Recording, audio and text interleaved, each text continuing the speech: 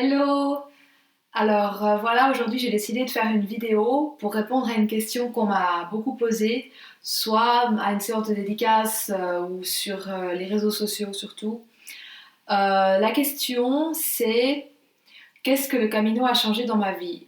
C'est difficile d'y répondre par écrit. Au début je voulais écrire un très long paragraphe parce qu'on posait beaucoup la question par écrit, mais je pense que ce serait un peu long. Alors bon, déjà il faut savoir que quand j'ai fait le chemin, ma vie était pas géniale. Disons que j'avais à peu près plus rien. J'avais, on peut dire, tout perdu. Donc je suis partie avec vraiment peu de revenus et tout le long du chemin, en fait, j'avais le doute qu'est-ce que j'allais faire après, quand le chemin aurait pris fin, qu'est-ce que j'allais faire, où est-ce que j'allais aller. Bon, j'avais gardé mon appartement, heureusement j'avais pu le garder, mais j'avais plus de source de revenus, donc c'était vraiment la question, est-ce que je vais me retrouver dans la précarité, est-ce que je vais vraiment être tirée vers le bas, même après avoir fait cette aventure. Donc vraiment, j'avais 2 mois pour marcher et pour savoir qu'est-ce qui allait se passer, pour essayer de trouver la solution. Il y a quelques pèlerins que j'ai croisé la route, de qui j'ai croisé la route, qui m'ont dit que ça servait à rien de réfléchir pendant le chemin, que ce serait vraiment à la fin que les réponses me viendraient, que ce serait naturel. Alors bon, je savais pas si c'était vrai, je savais pas si je devais les croire, parce que forcément c'est des choses qu'on dit, mais pour moi j'étais toujours paumée, et même si chaque jour j'étais émerveillée par ce que je voyais, par les rencontres que je faisais, je savais toujours pas ce qui allait se passer, c'était vraiment stressant malgré tout. Donc à part s'imaginer pèlerin à vie, j'avais vraiment pas d'autre idée. Donc en fait, ce qui s'est passé, c'est que j'ai rencontré une personne à Santiago qui m'a hébergée, une jeune femme un peu plus âgée que moi, qui en fait, elle m'a vraiment surprise dans ses activités. Donc elle enseignait la danse, sa passion, et elle en vivait.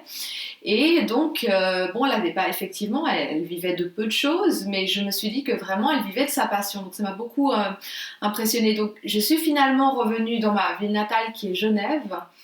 Et quand je suis revenue, en fait, j'ai tout de suite eu l'idée de enseigner, en fait, les deux langues que je pratique, que je parle couramment depuis très très longtemps, l'anglais et le français.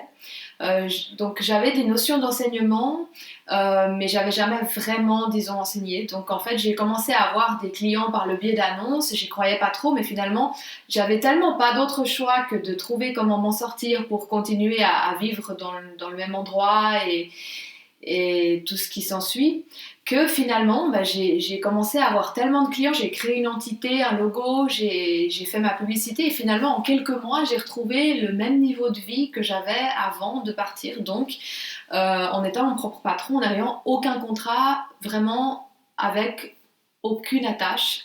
Mais donc en faisant vraiment un bon business, j'allais dans les entreprises des fois pour donner des cours, j'y vais toujours d'ailleurs. Et voilà, après ça, donc c'est une de mes passions, mais j'avais aussi comme passion l'art, donc j'ai trouvé des expositions en galerie, c'était la première fois d'ailleurs que j'exposais en galerie, et aussi surtout ma première passion qui est l'écriture, donc j'avais déjà un livre en autopublication que j'ai relancé, donc pour lequel j'ai fait d'autres dédicaces, et ensuite en parallèle j'écrivais La Voix des cœurs nomades, sans penser que j'allais le publier, juste comme un message à mes parents pour qu'ils me comprennent, pour qu'ils sachent comment je fonctionne, pour qu'ils me connaissent mieux en fait. Et voilà, ça en est venu à être publié en fait. J'en suis venue sur les conseils de quelqu'un à envoyer à des maisons d'édition. Donc j'ai trouvé un éditeur et donc de là aussi c'est parti. Donc que je suis devenue écrivain avec 2 livres qui me donnaient de nouveau donc quelques revenus supplémentaires et donc finalement j'ai décidé d'écrire encore un troisième roman. Bon, j'ai déjà écrit d'autres romans mais ceux-là je vais pas les publier, donc je suis en train d'écrire un troisième roman. Donc voilà, disons que le chemin m'a donné vraiment cette synergie et donc sans le chemin je pense pas que je pense que j'aurais jamais fait le pas de vouloir être mon propre boss. C'est ça que le chemin m'a amené en fait, d'être mon propre boss et donc de vraiment... Entre-temps, j'ai aussi voyagé parce que disons que j'ai mis en stand-by les cours l'été et j'ai pu en fait découvrir beaucoup de pays, avoir des activités artistiques dans ces pays, voilà, vraiment toujours en ayant comme seul revenu les cours, par Skype également, mais voilà, donc en ayant créé vraiment mon entreprise, enfin en tant qu'indépendante bien sûr. Alors voilà, si vous avez des questions, n'hésitez pas à me les poser, si je peux vous donner des conseils aussi, pas seulement pour le chemin, mais même pour voilà, comment être indépendant, qu'est-ce que ça implique, de vivre uniquement de ses propres revenus sans contrat, sans entreprise.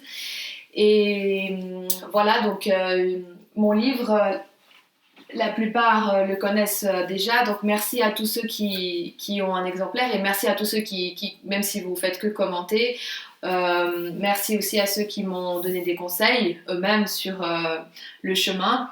C'est aussi une question qu'on me pose beaucoup si je vais refaire le chemin. Bon, peut-être je referai une autre vidéo-réponse ou juste une réponse par écrit. Voilà, en tout cas, n'hésitez pas si vous avez d'autres questions. Et merci encore. Alors, bon dimanche à tous.